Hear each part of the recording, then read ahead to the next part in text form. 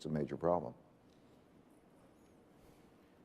Colin Tate is my name, from Connexus Financial in Australia. Thank you for your comments. I have a two-part question. Firstly, can you tell us, are you authentically satisfied and fulfilled? Do you have an experience in life of being successful? The second question is, as a man with something around $20 billion of worth, what are the surprising consequences that have come with that kind of wealth, and what, at age 67, do you plan to do with it?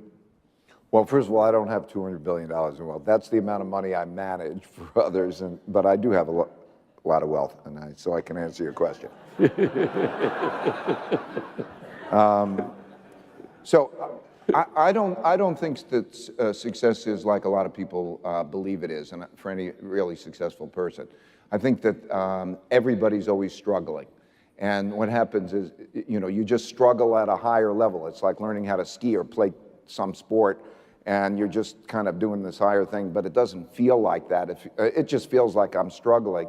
And I think it's, and it's a good feeling. The way I think of it is, I've always thought that it's like, in order to be successful in life, you have to cross a jungle. Or you could stay on the other side of the jungle and not cross the jungle. But if you choose to cross the jungle has all sorts of things that can do you harm and bite you and everything along those lines. And so the best way to do that is to go into that with people who can see things differently and watch themselves and struggle to make it to the other side. And then what I've discovered along the way is that it's always a struggle, and I enjoy being in the jungle. I don't want to get to the underside. I don't want to get out. So that's what it feels like to me. In terms of, let's say, the money, I think that there's a full cycle. Dust to dust, ashes to ashes, and dust to dust. Meaning I started with nothing, I didn't have anything, and just from the practical point of view, I don't believe that giving my kids a lot of money is a good thing. I think the best thing I could give anybody is strength, and struggling produces strength. And I also experienced my own opportunities. I think the biggest problem is a lack of equal opportunity, and there are certain things that also inspire me a lot.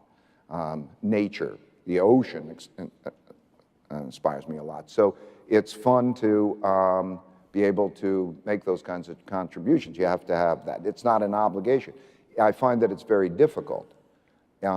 Is saying that it's more difficult to give away money than it is to make it, and that's true because you don't have a feedback mechanism. If you're wasting money and you're running a business, then your costs will exceed your revenues and you'll go broke, and so it'll be self-correcting.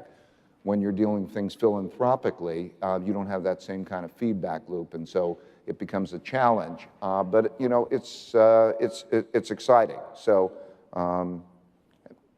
I guess that's how I feel.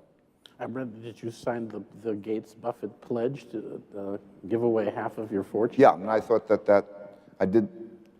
Almost anybody who signed that pledge did it not because they are really pledging it, but because they think that that's, I think, a good role model. I mean, meaning show others, and also because we learn.